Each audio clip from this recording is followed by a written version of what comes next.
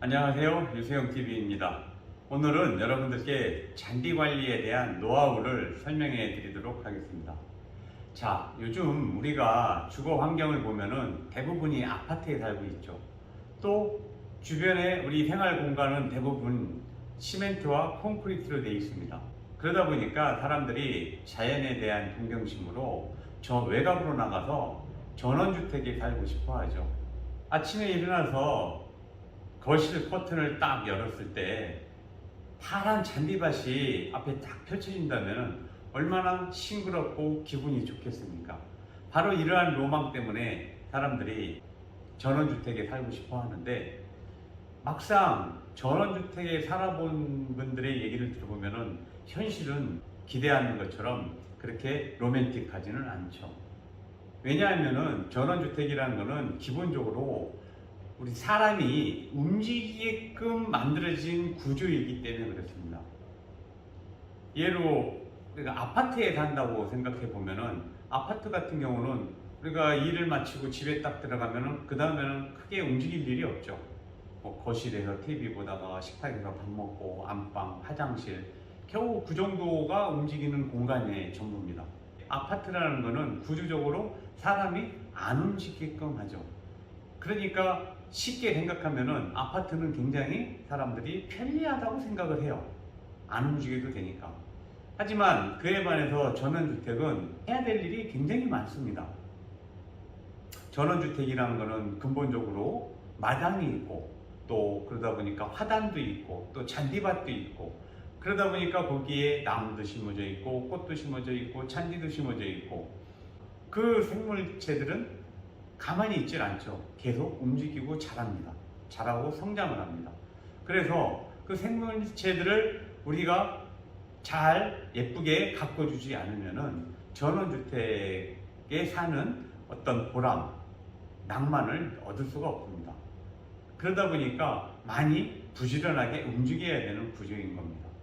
바로 그러한 활동량에 의해서 내 건강을 유지할 수가 있는 겁니다. 한번 여러분 생각해 보십시오. 아침에 눈 뜨고 일어나서 현관문을 딱 열고 나왔을 때 잔디밭 위에 내린 이슬을 보면서 그 신선한 공기를 마셨을 때 그 기분이 어떻겠습니까?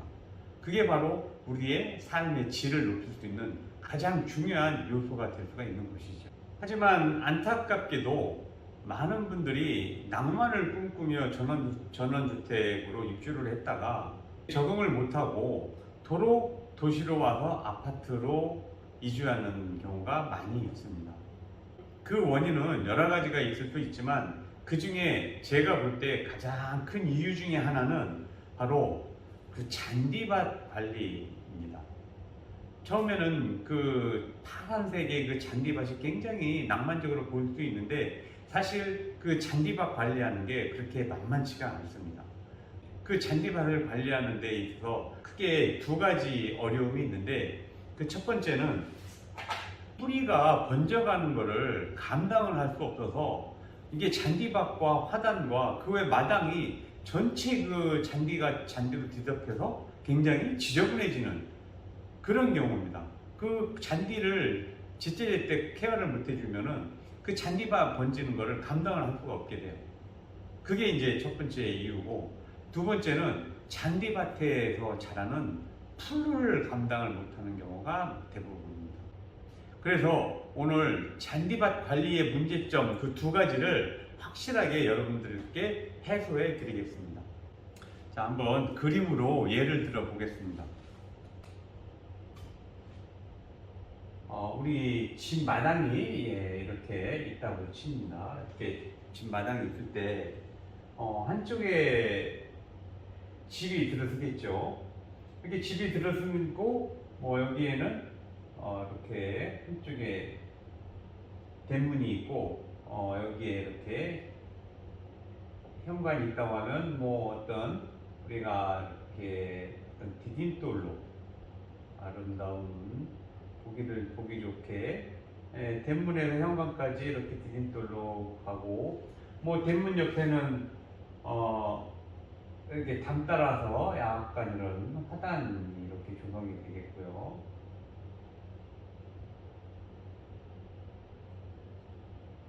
그리고 뭐 대문 옆에는 뭐 아름다운 뭐 소나무 하나도 이렇게 심을 수 있고, 뭐 이렇게 코너에는 좀 뭐 이렇게 멋들어진 뭐 따뜻한 지방 같은 경우는 이런 뭐 이런 데 이렇게 감나무 같은 거 큰 거 아니면 뭐 배롱나무 같은 거 이렇게 하나 크게 코너에 둘 수도 있고, 뭐 그 집 가까이에는 단풍나무, 단풍나무는 부드럽기 때문에 집 가까이에는 이렇게 단풍나무 놓을 수 있고, 뭐 여기에는 이제 뭐 여러 가지 이렇게 나무들 또 꽃나무들도 이렇게 오게 되고, 이게 바로 이제 보통 우리가 전원을 이렇게 만들죠. 그러면은 이 안에는 이렇게 잔디밭을 조성을 하게 됩니다. 또 이 화단에는 내가 심고 싶은 여러 가지 다양한 나무들을 이렇게 심을 수 있는데, 문제는 이 화단과 잔디밭 이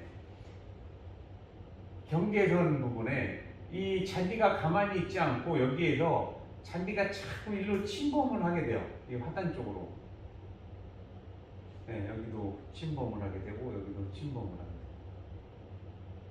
그러면은 이 잔디밭만 있을 때는 여기에는 요즘에는 잔디 깎는 기계가 좋은 기계가 많이 나와 있기 때문에 이 잔디밭만 관리를 하려면 잔디 깎는 기계로 한번 슉 밀면은 굉장히 쉽습니다. 이렇게 쉬운데, 문제는 이 잔디가 자꾸 이렇게 화단으로 자꾸 침범을 하니까 이 화단 속으로 가서 자라기 시작하는 이 잔디들은 이 기계로 깎이지가 않는 거예요. 그럼 어떻게 해야 됩니까? 이거를 일일이 그 가위로, 아니면 잔디 깎는 그 가위가 요즘에는 그런 것도 나오는데 그런 가위로 일일이 깎아야 되거든요. 이걸 일일이 다 깎아야 된다. 바로 이게 이제 잔디 관리하는데 가장 큰 어려움입니다. 왜냐면은 이 잔디 깎는 기계로 이 잔디 전체 그 메인 잔디를 깎는 거는 한 30분이면 돼요. 근데 이 가장자리, 이 테두리, 화단에 들어간 이런 돌틈, 이런 이 집의 어떤 그 기둥 사이에나 이런 거 깎아주는데 뭐 2시간, 3시간씩 걸리는 경우가 허다합니다. 이게 굉장히 어렵죠. 특히 요즘 같은 장마철에는 잔디가 한번 깎아줘도 굉장히 자라는 속도가 빨라요. 그러다 보니까 잔디 관리하는데 너무 시간이 많이 걸리고 너무 힘이 드는 겁니다. 근데 이거를 그럼 어떻게 해소하느냐? 요즘에 이걸 해소하기 위해서 나와 있는 게 이 잔디밭과 화단을 경계짓는 이 엣지라는 게 있어요. 엣지라는 거는 요즘에는 깔끔하게 알루미늄으로 되어 있는 것도 있습니다. 이 엣지를 여기에다가 심어주는 겁니다. 이렇게 테두리에 따라 심어줘서 옆모습을 보면은 잔디밭이 이렇게 있고 화단이 이렇게 있으면은 여기에다 엣지를 이렇게 심어주는 거예요. 그러면은 여기 있는 잔디 뿌리가 일로 뻗어가지를 못해서 이 하단으로 가는 거를, 하단으로 잔디가 침범하는 거를 막아줄 수가 있죠. 근데 이게 문제점이 있습니다. 어떤 문제점이냐? 뭐 우리가 뭐 전원 생활하면서 정원을 꾸며놓고 그냥 뭐 대충 그냥 마당 밟고 살면 되지 하고 그냥 대충 생각하면은 뭐 이렇게 엣지로 하는 것도 나쁜 방법은 아니에요. 그렇게 할 수도 있습니다. 그런데 우리가 조금 더 고급스럽게 정원을 만들고 싶었을 때 이 엣지에 문제점이 있어요. 그건 뭐냐면은 이 엣지는 고무 아니면은 알루미늄 같은 이러한 재질로 돼 있다 보니까 이 싱그러운 잔디밭과 이 아름다운 꽃이 꼽혀 있는 이 화단 경계에 이렇게 보기 싫은 이 엣지가 볼록 튀어나와 있다는 얘기예요. 이 엣지가 여기서부터 쭉 뺑 눌러서 잔디밭 가장자리로 이렇게 볼록 튀어나와 있다고 생각을 해보면은 여러분 어떻습니까? 보기 좋을까요? 굉장히 싫죠? 이렇게 자연 경관을 꾸며놨는데 이렇게 이미 내 정원 테두리 따라서 잔디밭 테두리 따라 쭉 둘러져 있으니까 굉장히 보기가 싫습니다.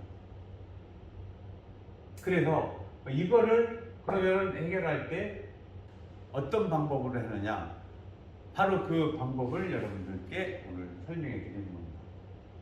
이 잔디의 과도한 번식을 막는 방법은 잔디에 자라는 습성을 이용하면 의외로 간단합니다. 잔디는 어떻게 번식을 하죠? 뿌리가 지표면을 따라서 뻗어가서 뿌리가 나오고 이런 식으로 번지죠. 그래서 이게 만약에 내가 화단이 있다면 화단 타고 쭉 잔디가 이렇게 뻗어가서 이렇게 잔디가 퍼지게 됩니다. 이렇게 잔디는 뿌리가 깊게 지표면으로 깊게 들어가질 않고 깊어야 5cm 이내에서 이렇게 잔디 뿌리가 뻗어가요. 잔디 뿌리는 이 습성을 이용을 해서 이 잔디밭을 만들 때 잔디밭과 이 화단의 경계에 이렇게 골을 만들어주는 겁니다. 골을. 자, 좀 크게 그려볼게요. 여러분들 잘 보이게 이런 식으로, 네, 이렇게 여기가 화단, 네, 이렇게 골을 만들어주는 거예요. 여기가 잔디밭. 자, 이렇게 화단과 잔디밭에 골을 만들어주면 어떻게 되겠습니까? 잔디 뿌리가 뻗어가고 싶어도 이 공간이 공중이 떠 있으니까 뻗어가지를 못하죠. 이로 뻗어가지 못합니다. 여기에서 멈추게 돼요. 이렇게 잔디 뿌리가 여기서 멈추게 됩니다. 그러니까 우리가 잔디가 이렇게 화단으로 막 과도하게 침범해서 막 지저분해지는 것을 원천적으로 봉쇄를 할 수가 있는 거죠. 그러니까 만약에 이렇게 내 잔디밭이 있을 때 이 화단과의 경계 사이에다가 이렇게 엣지를 묻는 것 대신에 여기에다가 공간을 이렇게 만들어준다는 얘기예요. 공간. 여기는 잔디밭이고 잔디밭 가장자리로 이렇게 어떻게 보면은 작은 골이 생기는 거죠. 이런 작은 골을 만들어주면은 잔디가 뻗어가는 거죠. 이 방법은 뭐 제가 고안해낸 방법이 아니고 미국이나 유럽 같이 이런 정원 문화가 일찌감치 발전한 지역에 보면은 잔디밭, 공원 뭐 아니면은 뭐 가로수 옆에 길 옆에 작은 정원 같은 데 보면은 잔디밭 조성할 때 꼭 이렇게 만들어져 있습니다. 이렇게 만들어져 있기 때문에 잔디가 일로 뻗어가지 못하니까 그럼 어떻게 해? 잔디밭 관리할 때 이 부분만 기계로 깎으면 되죠. 이 부분만 기계로 깎으면 되는 거예요. 그러니까 어때요? 기계로 그냥 잠깐 뭐 아침 저녁에 좀 선선할 때 한 30분만 딱 밀면은 잔디밭이 깨끗해지는 겁니다. 그러니까 잔디를 항상 깨끗하게 짧고 예쁘게 관리를 할 수 있으니까 어때요? 보기가 기분 좋아지죠. 보기가 좋습니다. 지금 여러분 보시는 사진이 제가 미국에 갔을 때 직접 찍은 겁니다. 어떻습니까? 제가 지금 여기 그려진 이 방식 이해가 되나요? 잔디밭과 화단 사이에 확실하게 층이 져 있죠. 그러니까 그 잔디밭은 기계로만 살짝 한 번만 깎아주면 되니까 잔디밭 관리가 편한 거예요. 근데 이제 서양 같은 경우는 이 화단 같은 데 조성할 때 화단에 어떤 바크 같은 거를 이용해서 많이 그 도포를 해요. 이 바크를 이용하니까 풀도 잘 안 나고 보기도 좋고 이렇게 하는데 우리나라 같은 경우는 이런 바크나 이러한 재료가 그렇게 흔치 않아요. 원예 센터 같은 데서 파는 바크를 보면은 입자가 좁고 굉장히 지저분하고 깔끔하지 않습니다. 근데 미국이나 유럽 같은 데 보면은 이 화단에 까는 바크들 입자도 크고 뭐 깔아놨을 때 보기가 좋아요. 그래서 이게 이렇게 해도 보기가 좋은데 우리나라 같은 경우는 그런 부분에 있어서는 좀 불리하죠. 그래서 우리나라식에 맞는 조금만 여기에서 조금 변형된 방법이 뭐냐면은 여기에다가 분재용 굵은 마사가 있죠. 분재용 굵은 마사토. 입자가 굵은 게 좋습니다. 이 굵은 마사토로 여기를 채워줘요. 이렇게 채워줄 때 가급적 잔디밭보다 살짝 이렇게 밑으로 채워주는 게 좋습니다. 그러면은 여기에 하얀 마사토가 이렇게 깔리게 되죠. 이렇게 전체적으로. 그러면은 이 초록색 잔디밭과 이 꽃이 펴 있는 이 화단 사이에 이렇게 마사토 조그만 길이 생기게 됩니다. 이렇게 해주면 돼요. 그러면은 이 마당 자체도 어떤 이 라인이 생기기 때문에 보기 좋습니다. 예를 들어 잔디밭이 제가 보기 편하게 이렇게 사각형으로 그려놨는데 보통은 이런 딱 정사각형인 경우 이렇게 화단이 만들어져서 이쪽에는 하나의 이제 라운드를 줘서 어떤 돌도 놓고 뭐 나무도 심고 여기는 이제 어떤 경관이 만들어진단 말이에요. 이 라인을 따라서 저렇게 골을 주면은 이런 마사토에 조그만 길이 생겨요. 그러면은 이 마사토 길 자체가 하나의 정원의 어떤 모양을 살려주는 어떤 선을 만들어줍니다. 보기가 좋아집니다.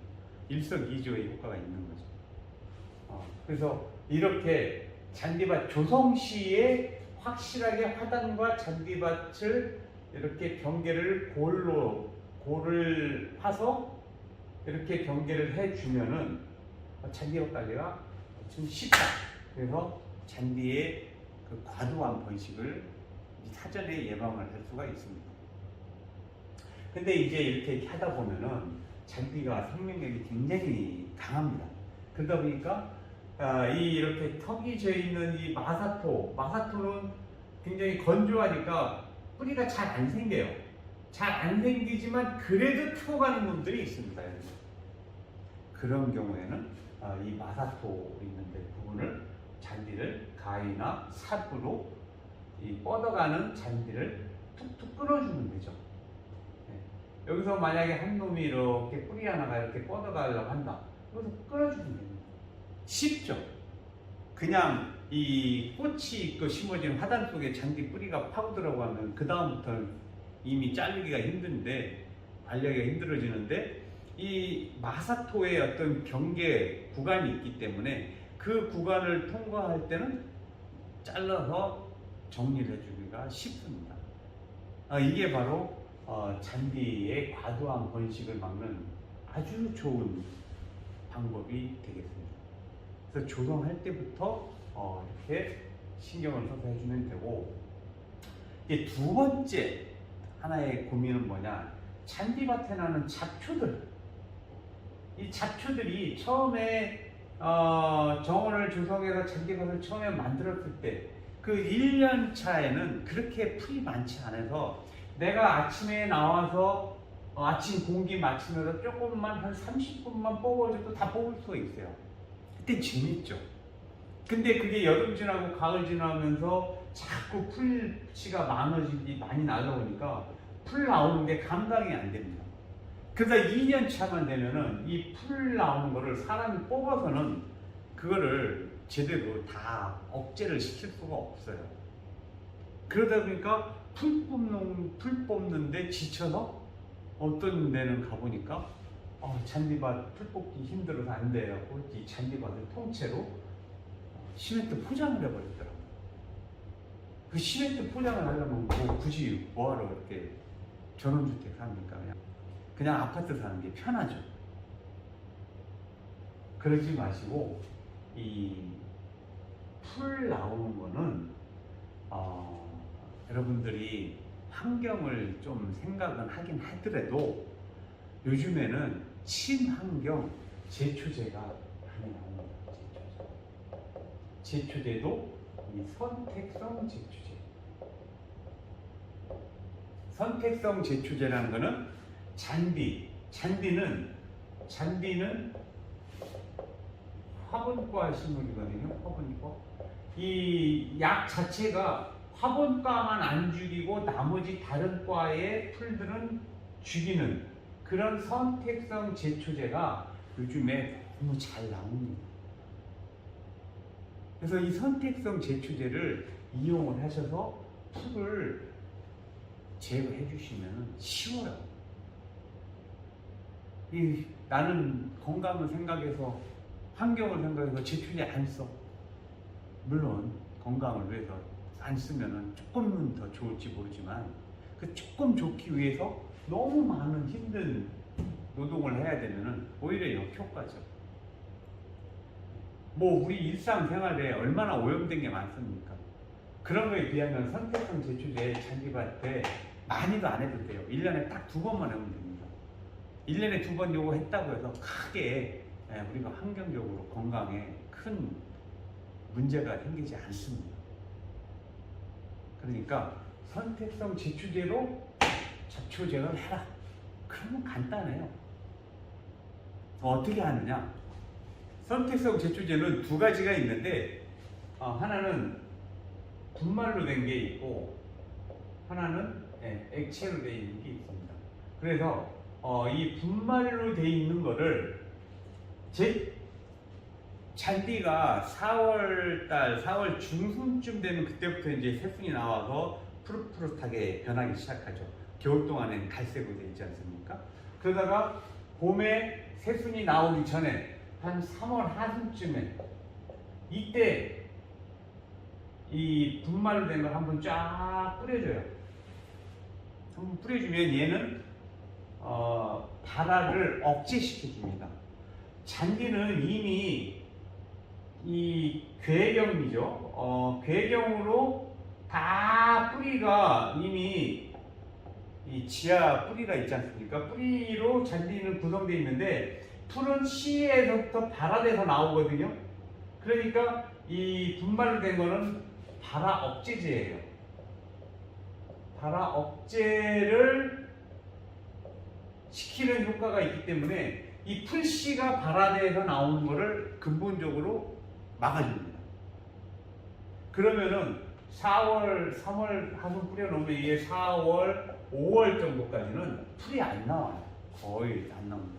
나와도 조금 나오기 때문에 간혹 약비운 없는 데서 나오는 풀들은 잠깐 손으로 뽑아주면 되죠.